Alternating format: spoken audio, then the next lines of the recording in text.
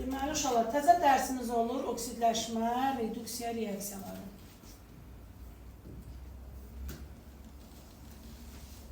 Oksidləşmə, reduksiya reaksiyaları, oksidləşmə dərəcəsinin dəyişməsi ilə baş verən reaksiyalara oksidləşmə, reduksiya reaksiyaları deyilir. Bu, gəlin bir dənə reaksiyanın üzərində bunu başa düşək ki, nə deməkdir? Məsələn, belə bir reaksiya aparıram uşaqlar. Kalium manqanol 4, üzərinə gələk H-xlor. Buradan alınır kalium xlorid, manqan 2 xlorid, üzərinə gələk xlor 2, üstə gələk su. İndi uşaqlar, bu yazdığım reaksiyada başdan ayağa bütün maddələrin hamısının oksidləşmə dərəcəsini hesablaya yazacağım. Hansı maddələrin, daha doğrusu hansı elementlərin oksidləşmə dərəcəsi dəyişirsə, işimi onun üzərindən quracağım. Əslində, oksidləşmə reduksiya reaksiyalarında mahiyyət nədir? Biz burada əmsallaşma aparacağıq.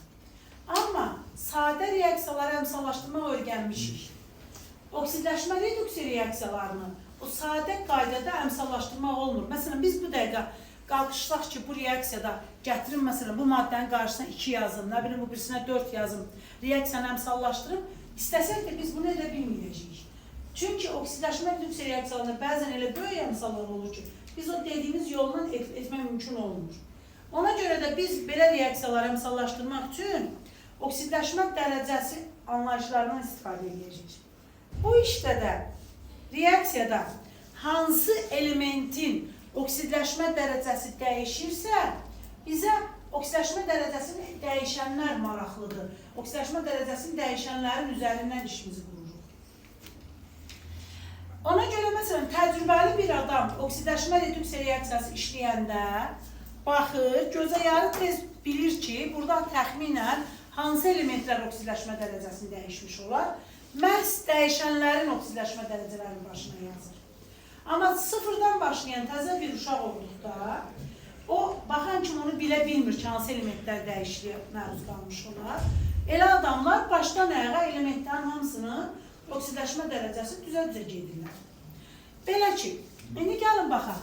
Sizcə kaliumun oksidləşmə dərəcəsini neçə yazaq burada? Bu barədə danışmışdıq. Müsbət 1. Bəli, biz öyrəşmişdik ki, birinci qrupun metalları bir valentli olurlar.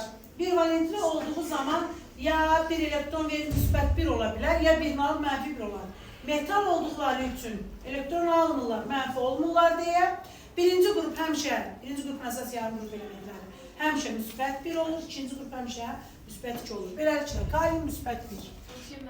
Oksigen də bilirik ki, belə maddələrdə mənfi 2 olur.